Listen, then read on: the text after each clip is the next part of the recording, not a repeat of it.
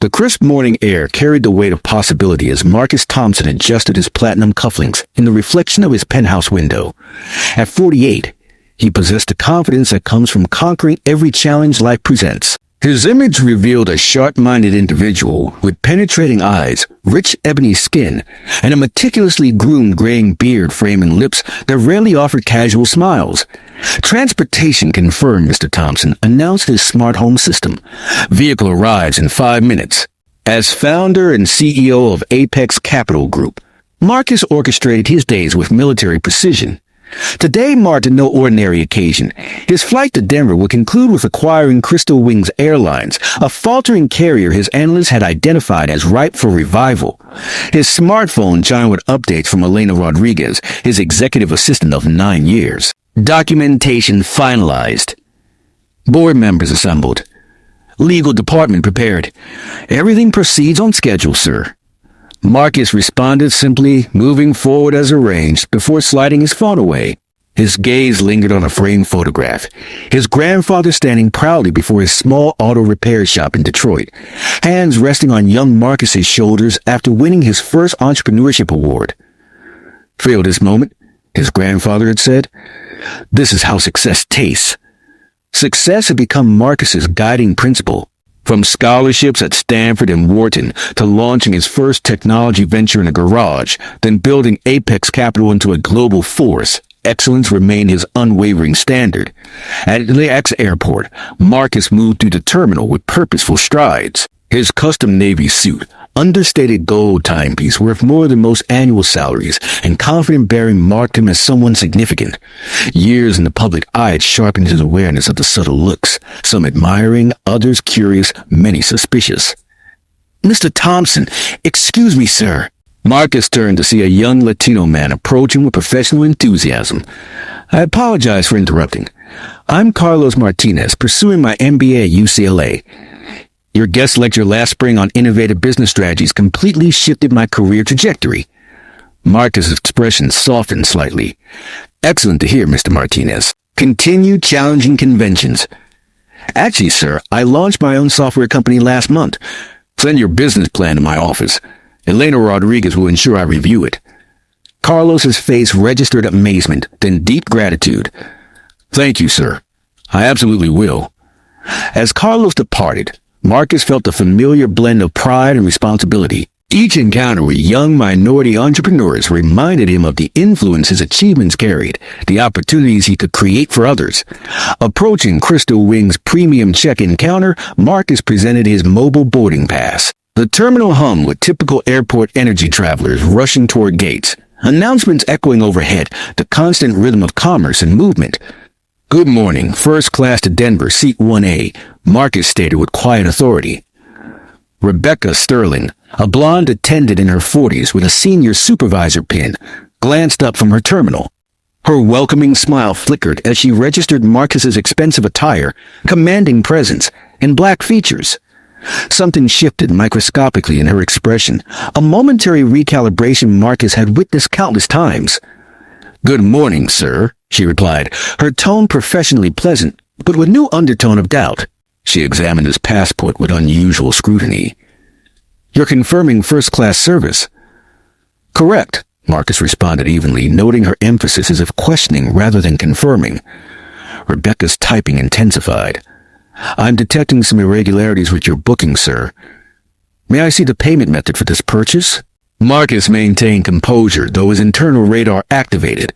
This wasn't his first encounter with what he privately termed success while black syndrome, the persistent disbelief that a black person could legitimately occupy elite spaces.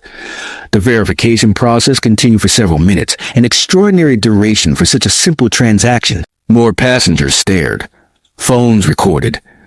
The humiliation was precisely calibrated, not overt enough to justify outrage, but persistent enough to send a clear message. Kevin Morrison, the supervisor, approached with tablet in hand. "Mr. Thompson, it appears first class is actually overbooked today. We'll need to reassign you to economy, but naturally we'll process the fare difference refund." "Overbooked?"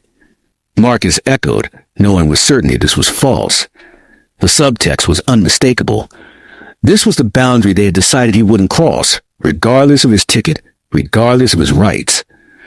Marcus made a calculated decision. He could escalate the confrontation, demand his rightful seat, become the aggressive black man they perhaps expected, or he could accept a temporary indignity with knowledge of what was coming. Economy will be acceptable, he said finally, his voice betraying none of his anger. I trust the refund will be processed expeditiously. In economy class, Marcus found himself seated beside Dr. Jennifer Wu, an Asian-American attorney specializing in discrimination cases. She had observed a gate incident with professional interest. I witnessed what occurred at check-in, she said quietly. Textbook racial profiling. I've litigated dozens of similar cases. Marcus absorbed this information, adding it to his mental documentation. Success rate? Mixed. Corporations have deep resources and skilled lawyers, but Crystal Wings has a particularly troubling record. 23 discrimination complaints in the past 3 years, far above industry average.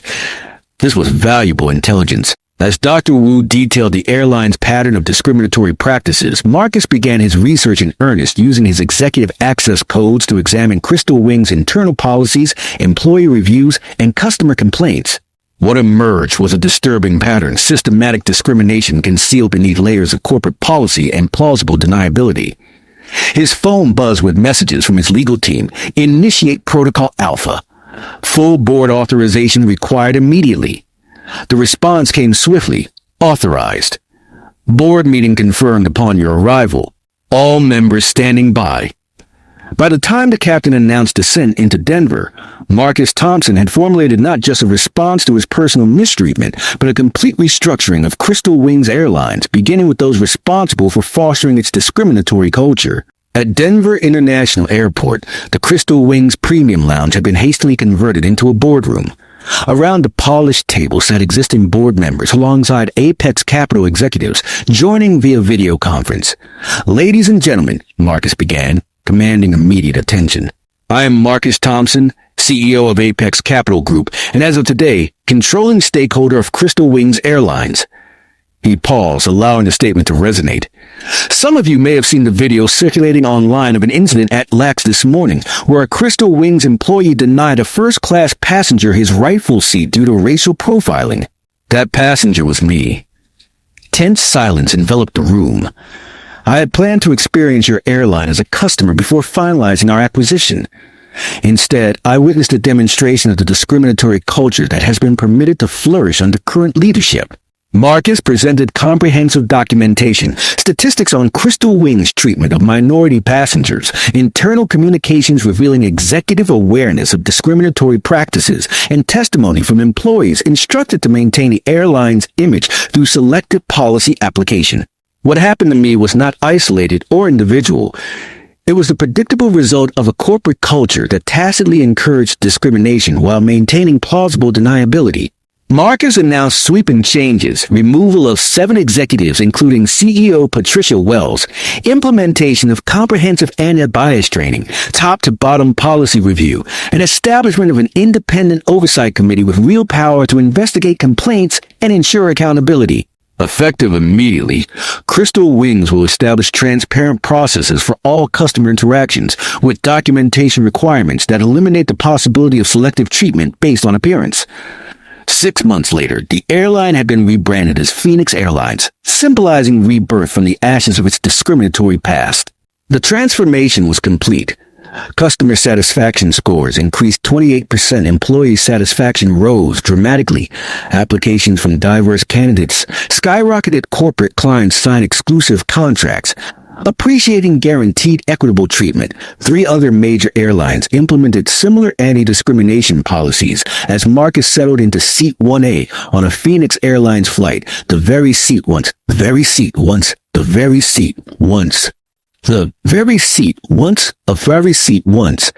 A young black entrepreneur sat in first class nearby, upgraded from economy at Marcus's request. The circle was complete. What had begun with a denied seat had culminated in the power to ensure others would never face the same indignity. His phone displayed a message from his college-age son. Dad, my business ethics class is studying Phoenix Airlines as a case study in corporate transformation. Professor does know you're my father. So proud of what you built. Phoenix Airlines transformation had sparked industry-wide changes. Trade publications referred to Thompson's standards for equitable customer treatment. Corporate diversity. Organizations recognized the company as a model for meaningful institutional change. Most powerfully, the personal stories reached Marcus regularly. Young professionals sharing how differently they were treated when flying Phoenix, parents expressing gratitude that their children could travel without humiliation, employees describing the liberation of working, where excellence was the only criterion that mattered. During one flight, Patricia Wells, the former CEO, approached Marcus's seat. The stress of legal battles and public scrutiny had aged her visibly. "Mr. Thompson," she began awkwardly, "I've been reflecting since the court ruling. While I disagreed with your methods, I cannot argue with the results. What you've built from Crystal Wing's ashes is impressive." Her grudging acknowledgement represented something significant, evidence that even entrenched resistance could eventually give way to recognition of necessary change. As Phoenix Airlines continued soaring to new heights, Marcus Thompson's story became more than corporate success. It represented a template for how confronting discrimination with strategic determination could transform not just one company, but an entire industry's understanding of what was possible. The true measure of his achievement wasn't the corporate empire he had built or accumulated, but the barriers dismantled for those who would follow. Excellence has no color. Dignity is everyone's first-class ticket. When everyone belongs, everyone rises. The transformation from Crystal Wings to Phoenix Airlines represents the journey all institutions must make, acknowledging uncomfortable truths about discrimination, implementing concrete changes beyond symbolic gestures, and building environments where dignity isn't determined by skin color. The story reminds us that economic arguments often used to resist equality. It's too disruptive. It will hurt business, frequently prove false. Phoenix Airlines became more successful precisely because it confronted discrimination honestly and thoroughly. When courage meets opportunity, transformation becomes possible.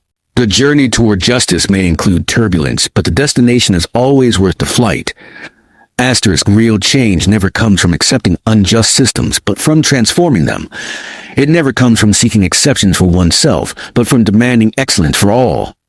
Asterisk, Marcus Thompson.